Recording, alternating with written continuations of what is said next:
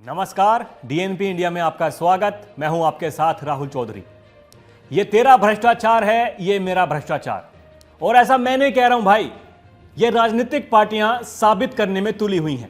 जी हां, 5 राज्यों के विधानसभा चुनाव ने दस्तक दे दी है। इन 5 राज्यों में भ्रष्टाचार एक बड़ा मुद्दा बनकर उभरा है। कांग्रेस और बीजेपी दोनों ही एक दूसरे पर भ्रष्टाचार के आरोप लगा रही हैं। इसी कड़ी में प्रधानमंत्री नरेंद्र मोदी ने छत्तीसगढ़ की भूपेश बघेल सरकार को 30% कमीशन की सरकार बताया। यही नहीं, बीजेपी राजस्थान में भी अशोक गहलोत सरकार को भी कमीशन की सरकार बता चुकी है। वहीं कांग्रेस ने मध्य प्रदेश की शिवराज सरकार को 50% कमीशन सरकार करार दिया है। तेलंगाना में कांग्रेस और बीजेपी दोनों का कहना है कि चंद्रशेखर राव की सरकार भ्रष्टाचार में डूबी हुई है। कर्नाटक के चुनाव में भी भ्रष्टाचार को कांग्रेस ने बड़ा मुद्दा बनाया था।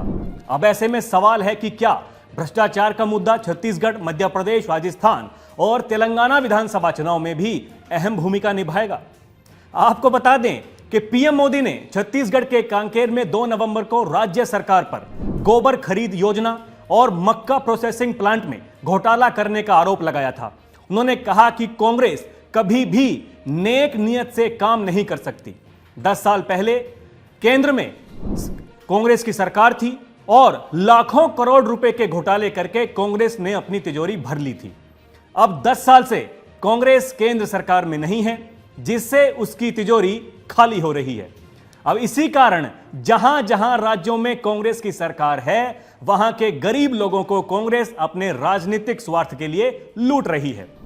पीएम मोदी ने कहा कि छत्तीसगढ़ में भी कांग्रेस ने पिछले 5 साल से यही किया है। यहां कहा जाता है 30% कका, आपका काम पक्का।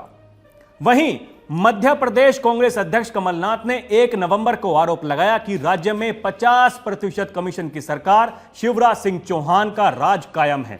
उन्होंने कहा कि शिवराज सिंह चौहान ने मध्य प्रदेश के भविष्य पर ताला लगा दिया है। यह ताला तभी खुलता है जब आप 50% कमीशन देते हैं। इसके बाद मुख्यमंत्री शिवराज सिंह चौहान ने भी इस पर पलटवार किया।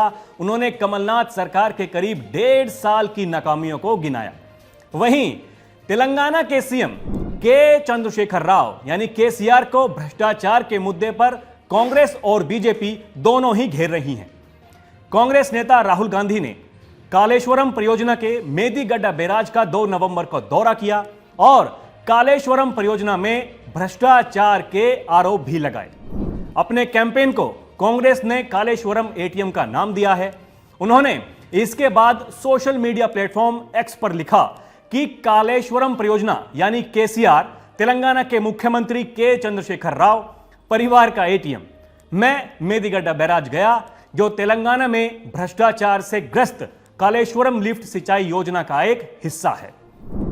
तेलंगाना बीजेपी के चीफ जी किशन रेड्डी ने भी केसीआर सरकार के कालेश्वरम प्रोजेक्ट को लेकर हमला किया और उन्होंने न्यूज एजेंसी एएनआई से बात करते हुए कहा कि केसीआर सरकार और कालेश्वरम परियोजना में हुए भ्रष्टाचार के कारण प्रोजेक्ट के भविष्य पर सवाल खड़े हो रहे हैं।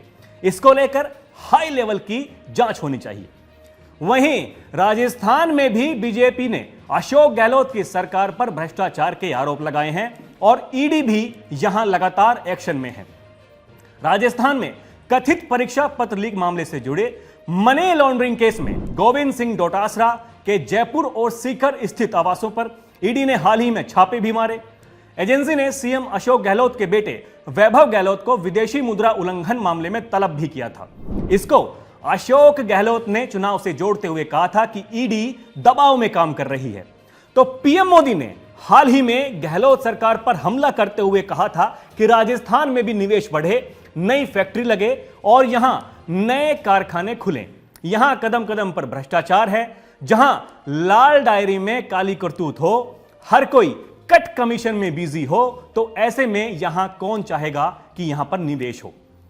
आपको बता दें कि राजस्थान के पूर्व डिप्टी सीएम और कांग्रेस के नेता सचिन पायलट जब मुख्यमंत्री अशोक गहलोत से नाराज चल रहे थे, तो उन्होंने भी भ्रष्टाचार के मामले में कार्रवाई नहीं करने को लेकर सवाल उठाए थे।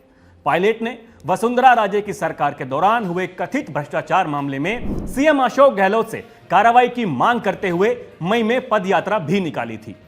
उन्होंने इस दौरान कहा था कि कर्नाटक में 40% कमीशन सरकार का मामला हमने उठाया तो लोगों ने बीजेपी के खिलाफ हमारा साथ दिया था। अब कल यानी 3 नवंबर को छत्तीसगढ़ में ईडी ने बड़ा दावा करते हुए राज्य में सियासी भूचाल ला दिया है, जिसमें महादेव सट्टा ऐप मामले में सीएम भूपेश बघेल पर 508 करोड़ रुपए लेने का दावा किया गया है और यह ठीक चुनाव से पहले है। 7 नवंबर को छत्तीसगढ़ में पहले चरण का चुनाव है। इससे पहले भूपेश बघेल ने भी कहा था कि छत्तीसगढ़ में आने वाले सभी वाहनों और जहाजों की भी चेकिंग होनी चाहिए, चाहे वो ईडी की हो या सीआरपीएफ की हो। उन्होंने कहा था कि यहां बीजेपी बक्से भरकर पैसे ला रही है और वोटर्स को लुभाने की कोशिश की जा रही है। मतलब भ्रष्टाचार पर वार पलटवार का दौर लगातार जारी है। अब इसे तेरा भ्रष्टाचार और मेरा भ्रष्टाचार की लड़ाई नहीं तो और क्या कहें, आप ही बताइए। तो अभी के लिए इतना ही। खबरों का सिलसिला जारी है, आप देखते रहिए डीएनपी इंडिया। नमस्कार।